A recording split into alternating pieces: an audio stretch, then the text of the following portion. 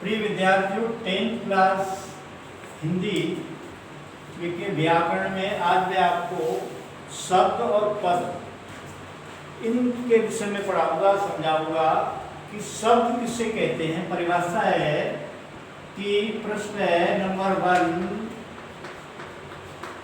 शब्द किसे कहते हैं।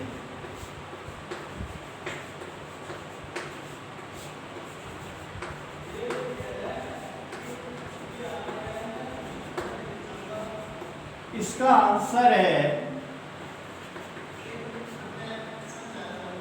दो या दो से अधिक, दो या दो से अधिक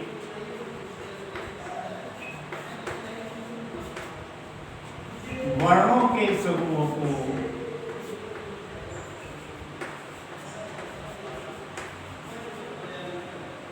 वर्णों के दो या दो से अधिक वर्णों के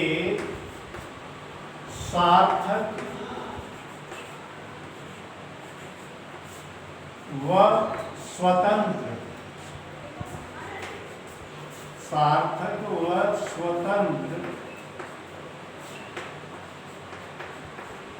ध्वनि समूह को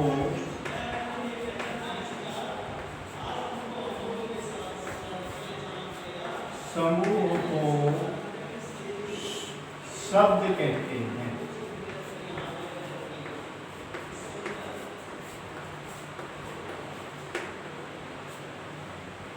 परिभाषा हुई दो या दो से अधिक वर्णों के सार्थक व स्वतंत्र ध्वनि समूह को शब्द कहते हैं। सभी बातें इसमें आ गई, छोटी क्लास से लेकर बड़ी क्लास तक की सभी परिभाषा ये है। जैसे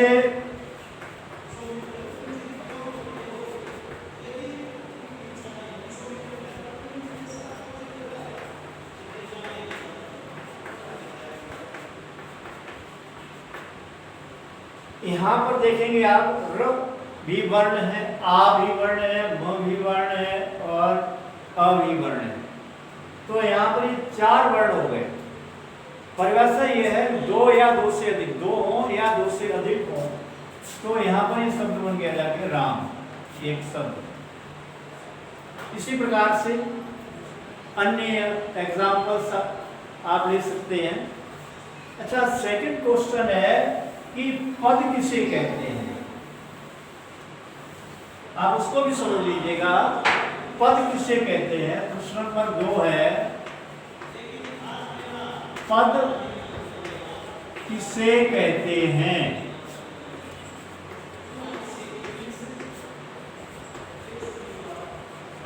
एक व्याकरणिक डिफरेंस है जिससे आपको आगे पहले के शब्द किसे कहते हैं। कुछ लोग जो होते हैं, कुछ बच्चे हैं, वो पद और शब्द का अंतर ही नहीं समझ पाते हैं।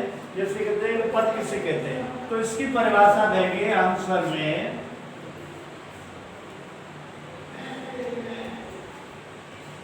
सार्थक, इसकी परिभाषा देंगे आपको जब किसी शब्द को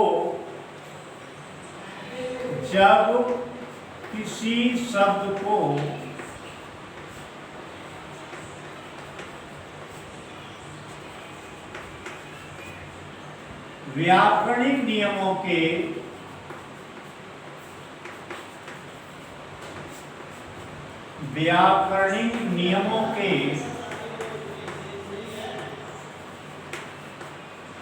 अनुसार वाक्य में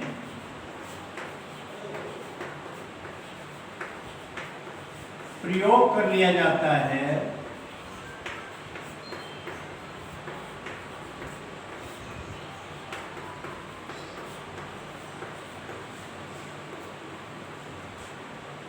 वह पद कहलाता है।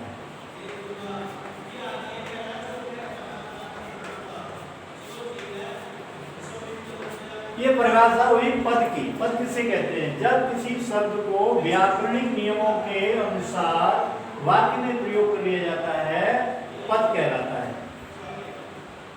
अब यहाँ पर समझेंगे, जैसे हम ये कहें एग्जाम्पल के लिए आप समझेंगे, जैसे राम,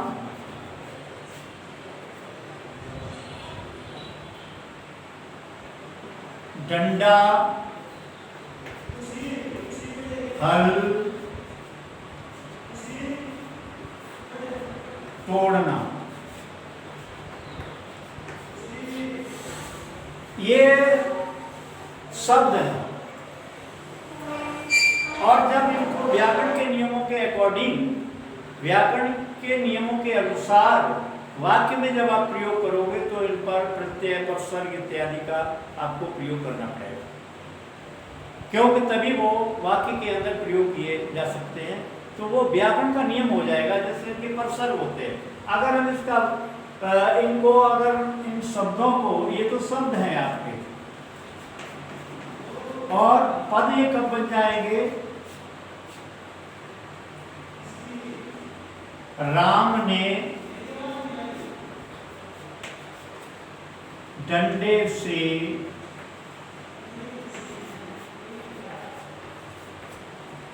हल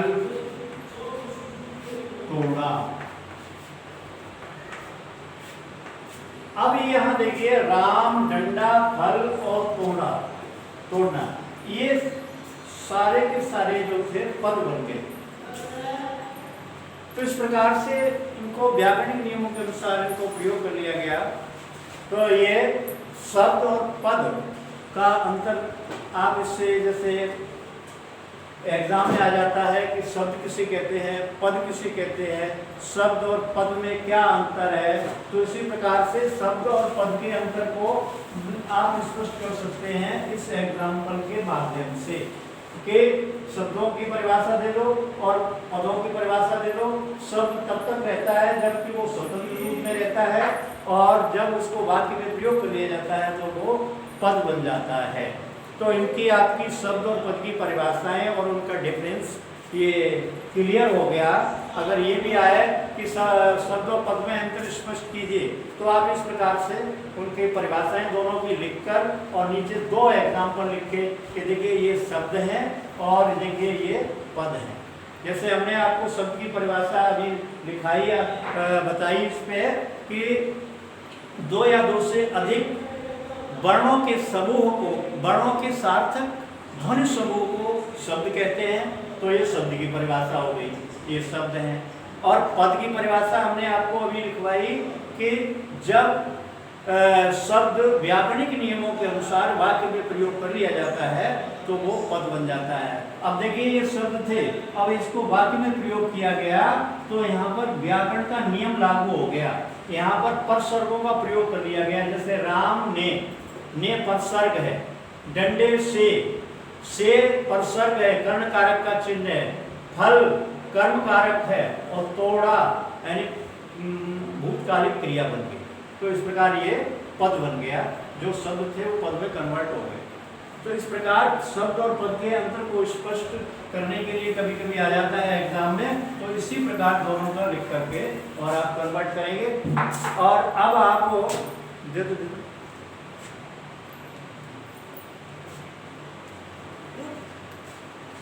अब आप देखेंगे एक छोटा सा टॉपिक और है कि अयोगवाह किसे कहते हैं। प्रश्न नंबर 3 है अयोगवाह।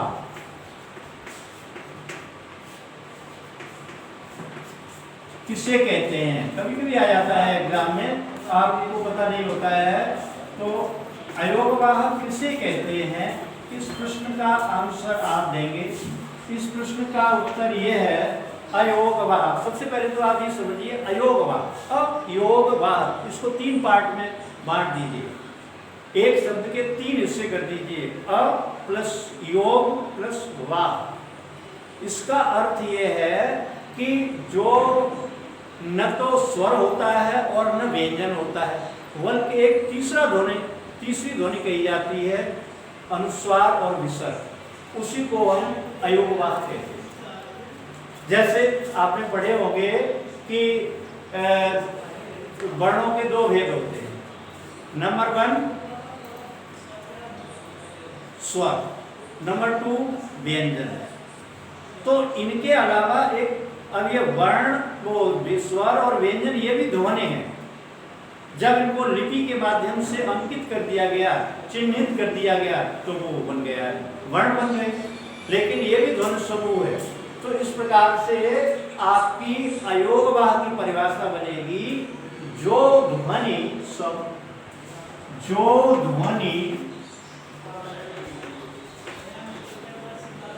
न तो स्वर है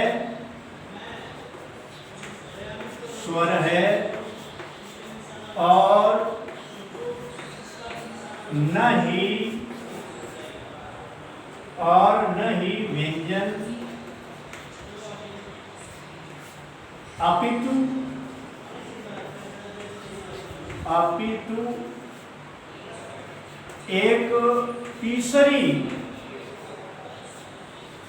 एक तीसरा ध्वनि समूह अनुस्वार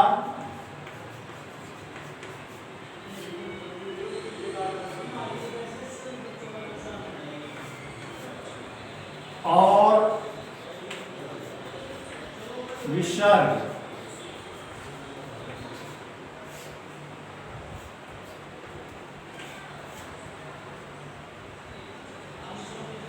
ध्वनि समूह अनुस्वार और विसर्ग अयोगवाह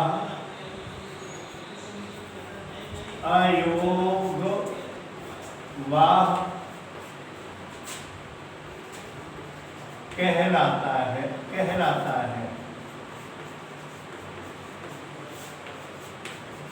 जैसे इसके एग्जाम्पल लिखोगे, जैसे रंग, अंक, ये क्या है? अनुस्वार है के उदाहरण। और जैसे आप लिखोगे प्रातः है अंतःकरण, यहाँ पर ये विसर्ग के उदाहरण हैं, जिन्हें हम अयोगवाह कहते हैं। तो छोटी सी परिभाषा है कि अयोगवाह किसे कहते हैं, शब्द और पद में क्या अंतर है। तो बच्चों, आज की इस क्लास में आपको ये 3 टॉपिक हमने दिए हैं। इनको आप अच्छी तरीके से इस वीडियो को देखें और इसको समझें और इसको अपनी फेयर नोटबुक पर राइट करेंगे। That's all.